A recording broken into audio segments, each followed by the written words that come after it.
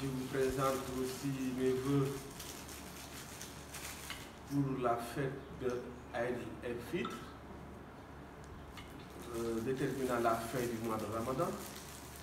Ramadan qu'on a passé malgré tout avec du bonheur, parce que c'est le mois le plus béni des mois. Tout à fait. Ça, c'est un cadeau. Tout à fait. De l'islam. C'est un cadeau d'arriver à jeûner. Parce qu'il y a des gens qui n'arrivent pas à jeûner, il y a des gens qui ne croient pas. Mais quand Dieu te donne le cœur pour jeûner, ça c'est un don du ciel. Tout à fait, tout à fait. Mais comme mon discours d'hier, la fin du Ramadan a été un peu secouée par des actes de barbares, par des actes terroristes, par des actes criminels, interdisant à nos frères musulmans palestiniens de prier, de faire la nuit de Laylatul Qadr, de perturber le mois de Ramadan, devant tout le peuple musulman, devant toute la Oumma islamique, devant tout le monde arabe. On voit cette injustice. Même le prophète, en temps de guerre, il disait, le mois de Ramadan, on suspend tous nos querelles, on suspend tous nos disputes, parce que le mois de Ramadan, c'est un mois de paix. Shahrul Haram. Oui, tout est haram. Donc pour moi, c'est une provocation. C'est une provocation. Et ce n'est pas la première fois. Même les autres attaques précédentes, c'était aussi au mois de Ramadan. Donc, ils savent là où ça fait mal, et c'est là-bas où ils mettent le couteau. Parce que jeûner, on t'interdit à faire la prière, et qui ne fait pas la prière pendant le jeûne, ton jeûne n'est pas reconnu. Tu veux faire tes nafila la nuit du destin, on vous attaque, on vous tue. Moi, pour moi, on ne l'a pas fait aux Palestiniens, mais on l'a fait à toute la Oumma islamique. Tout à fait juste. Mais ce que je ne comprends pas, 70 pays musulmans, actuellement 57 pays musulmans dans le monde, 20 pays arabes. Moi, j'ai vu que la Turquie réagir en faveur de la Palestine. Un président comme Joe Biden, un président de la première puissance, donne raison à l'Israël en disant à Israël de bombarder, de se défendre, et c'est insensé. Parce que ce que le président Trump avait fait comme connerie, je voulais dire connerie, se lever un bon matin, trouver un conflit, être juge et parti, prendre une décision. Maintenant, Jérusalem appartient à l'Israël. J'ouvre le capital des États-Unis à Israël. La puissance, c'est Israël. Minimisant un peuple qui ne demande rien, qui a tout, qui ne demande que la justice. Un peuple qui a hérité de ce joyau, la terre sainte, la troisième terre sainte de l'islam.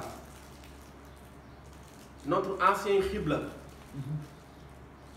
Quand j'étais à la Mecque, j'ai visité une mosquée où on l'appelle Masjidil Qiblatayn. La mosquée où il y a les deux Qibla. J'ai dit pourquoi. On a dit le prophète se dirigeait vers Jérusalem. Jibril est descendu, a dit au prophète, arrête la prière, Dieu m'a dit de te retourner vers Makkah, Masjidil Haram. Donc cette mosquée-là, quand tu rentres, tu tu pars là-bas pour faire 2 rakas, pour perpétuer les bienfaits du prophète. Quand je vois aussi les dômes des rochers, cette esplanade, où on a enterré 70 prophètes, quand je sais que ce dôme-là, cette esplanade, le prophète, quand il partait, Laylatul Mi'raj, quand il faisait son ascension au ciel, C'est ça. Dieu pouvait le dire de prendre son départ à la Mecque. Dieu pouvait le dire de prendre son départ à la Kaaba. Mais pourquoi Dieu l'a dit d'aller faire son départ Bravo. là-bas? C'est pas... C'est important ça. Très important. Et avant d'y aller, il a dit fais 2 rakas. Il a prié là-bas. Il a fait 2 rakas. Il a pris Al-Buraq. Il a enchaîné là-bas. Il est parti avec Djibril. Et à un moment donné, Djibril ne pouvait plus continuer avec lui. Il a dit que ma limite est ici. C'est ce jour-là que Dieu a donné le prophète la prière. Tout à fait. Les 5 prières. Malgré qu'on a dit que ça faisait plus de 100 prières. Mais il a fait 5 prières. Par pitié. Par pitié. Et ces 5 prières-là, ça fait partie des piliers de l'islam. Ce qu'il a fait avant de partir, c'est la nafila, ce n'était pas une obligation. Et c'est le seul pilier de l'islam, parmi les 5, qui t'est donné aux cieux. Aux cieux. Tout est et qui t'est exigé jusqu'à ton lit de mort. Le hajj, si tu ne peux pas, tu peux ne pas faire. Le zakat, tu peux ne pas faire. Tu peux ne pas faire. Mais prière jusqu'à ton lit de mort, on doit te diriger jusqu'à la Qibla. Même si tu es malade, voilà, tu peux le faire. Même si tous tu es les en autres, voyage, tu peux le faire. Même assis. Si tu peux, tu fais. Si tu ne peux pas, on ne le fait pas. Exactement. Donc moi, je ne comprends pas cette richesse que l'islam a. Pourquoi on laisse tout le temps l'Israël piétiner les musulmans? L'Israël ne reconnaît pas Mohammed. Les Israéliens ne reconnaissent pas Mohammed. Ils se limitent à Moussa. Nous, ni Jésus, ils ne reconnaissent même pas Jésus. Nous, l'islam, nous a imposé à reconnaître toutes les religions, à reconnaître tous les prophètes, à reconnaître tous les gens qui sont passés. Nous, on prend nos enfants au même pied d'égalité. On donne le nom de Moussa. Tu n'as jamais vu un juif donner son nom à Mohammed? Nous, on prend nos enfants, on donne le nom de Issa, c'est dans Issa. C'est dans Ibrahim. Mais eux, ils croient que tout se limite vers eux. Mais ils sont en complot avec des pays musulmans par leurs intérêts. Il y a des intérêts qu'ils cherchent à gérer. Ils ne veulent pas parler, mais qui est Israël?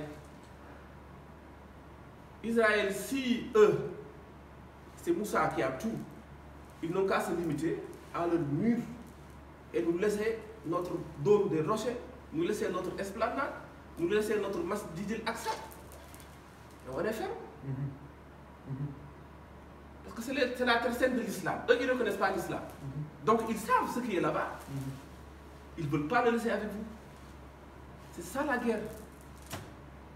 C'est ça leur objectif. C'est ça l'objectif. Donc, quand Donald Trump est venu vouloir donner Jérusalem à l'Israël, il fait que rajouter de l'huile sur le feu.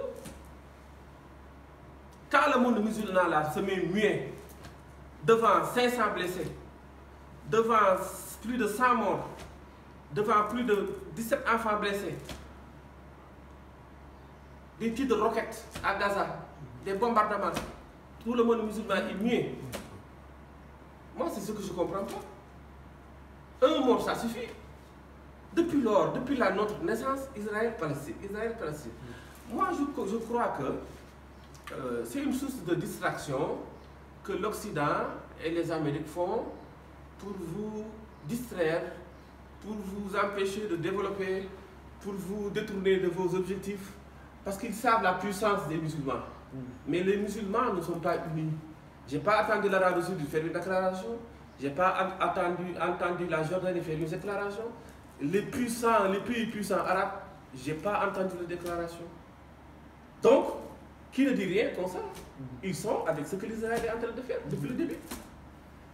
J'ai vu l'attitude d'Erdogan. Malgré tout, il a dit, j'envoie des militaires protéger le peuple palestinien. C'est bien beau de faire des déclarations, je condamne, je condamne, je te condamne. Maintenant, on n'est pas à l'heure de condamner, on est à l'heure des actions. Il faut que ça arrête, il faut que ça cesse. À 100%. Il faut que ça arrête, il faut que ça cesse. Les musulmans sont fatigués. Quand il y a terrorisme, on dit c'est les musulmans. Quand il y a détournement, on dit c'est les musulmans. Quand il y a, guerre, on dit c'est les musulmans. Eux, ils n'ont rien fait. Tout le temps, c'est les musulmans. Mais c'est la faute des musulmans. Parce que les musulmans sont tellement riches en culture. Les musulmans sont tellement riches en foi. Les musulmans sont tellement riches en or, en diamant, en pétrole, en tout. Et tu vois toujours des musulmans mendiants. Et s'ils sortaient le zakat comme ils doivent le faire, tu verras aucun musulman tendre la main. Bravo. Ça, donc le problème, ça vient des musulmans. Les musulmans ne s'aiment pas entre eux. Ce qu'on a fait là, quand on l'a fait à Charlie Hebdo, il n'y avait que 4 morts. Tout le monde s'est levé. On fait une marche. Depuis lors, on tue. La marche de tous les présidents du monde. Tous les présidents du monde sont partis pour Charlie Hebdo. Et en plus, ils avaient injurié le prophète. Caricaturé notre prophète. Malgré tout, on est parti et dit oui, excusez-nous. Mais les gens qui sont en train de vouloir détruire notre lieu saint, qui les intéresse pas, ou bien qui veulent accaparer, on est là, bouche bée, muet. C'est ça le monde musulman. Où est le CI? Où est l'OTAN? Où est le monde arabe? Où est l'Émirat arabe uni? Où sont les pays du Golfe? La liste sera très longue. Où sont? Ils regardent leurs frères mourir inégalement, sans aucune action. Est-ce que ça, c'est le vrai musulman? Le vrai musulman doit être solidaire. Le vrai musulman doit respecter son prochain. Le vrai musulman doit aider son prochain.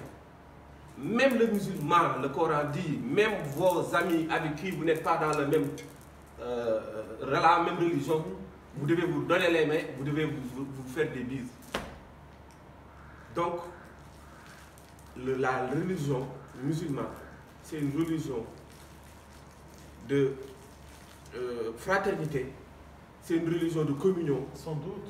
C'est une religion de communication, c'est une religion d'entraide. Mais actuellement, on est en train de suivre l'Amérique. Même Poutine, cette fois-ci, il demande que les choses arrêtent. Mais il ne condamne, il n'en fait aucun acte. Emmanuel Macron a indigné ces actions-là. Parce qu'il dit, à l'heure où nous parlons, c'est la paix pour nous sauver nous tous. Mais quelqu'un comme Joe Biden, qui demande à l'Israël de se défendre, et le problème vient d'Israël, comment on peut vous bombarder, vous croiser les bras comme ça, sans agir? Ça aussi, l'islam refuse ça. Quand on vous attaque, il faut se défendre. C'est la légitime défense. Tout à fait. Voilà. Quand quelqu'un veut, si tu ne peux pas pardonner des morts, on ne peut pas les pardonner comme ça. Venge-toi.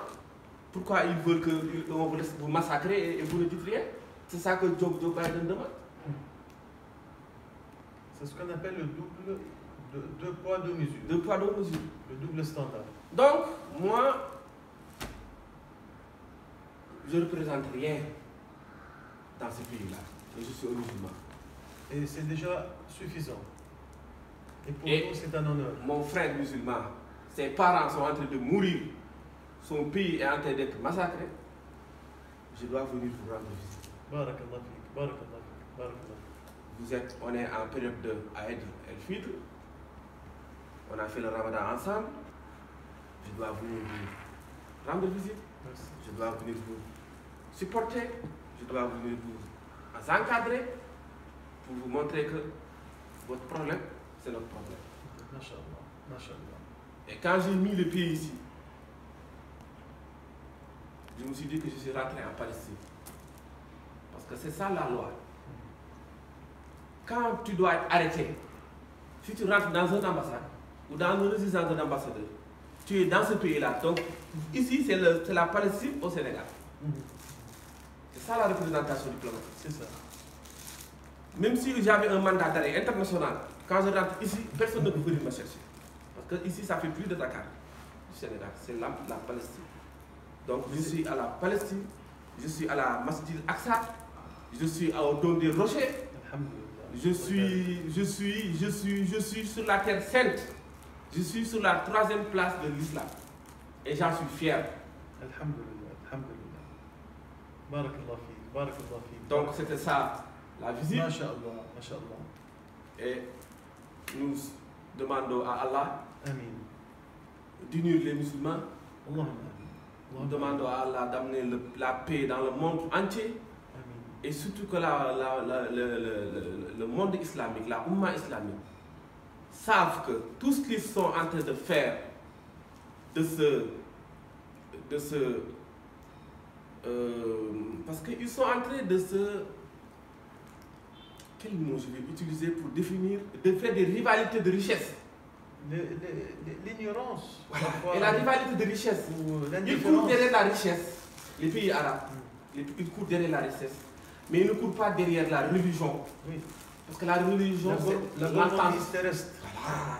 Ils oublient que le monde va finir bientôt. Voilà. La vie est courte. La vie est courte. Donc, ce qui me fait mal. Il faut chercher l'éternité, pas ce qui est provisoire. Ce qui me fait mal. Et le prophète l'avait dit. Le prophète avait dit, être arabe et être musulman, ce n'est pas la même chose. C'est des arabes. Et ils ne sont pas des musulmans. Parce que certaines choses, on ne doit pas l'accepter dans certains pays musulmans. Certaines choses, un musulman ne le fait pas. On est en train de massacrer ton prochain, ton voisin, ton frère, tu es là mouillé. Et si la France se lève un jour, il dit Charlie Hebdo, tout le monde se lève, ah, il y a 2 poids, 2 mesures. Donc eux, ils ne connaissent pas leur poids. Ils courent derrière Donald Trump, ils courent derrière Russie, ils courent derrière je ne sais pas quoi. Mais nous, les musulmans, on doit savoir ce que nous avons. Et je répète encore, la zakat qui doit sortir des pays arabes riches, des pays musulmans riches, si on le sortait normalement, tu ne verras pas un musulman être mendiant. C'est mon dernier mot. Ah oui, et c'est le meilleur.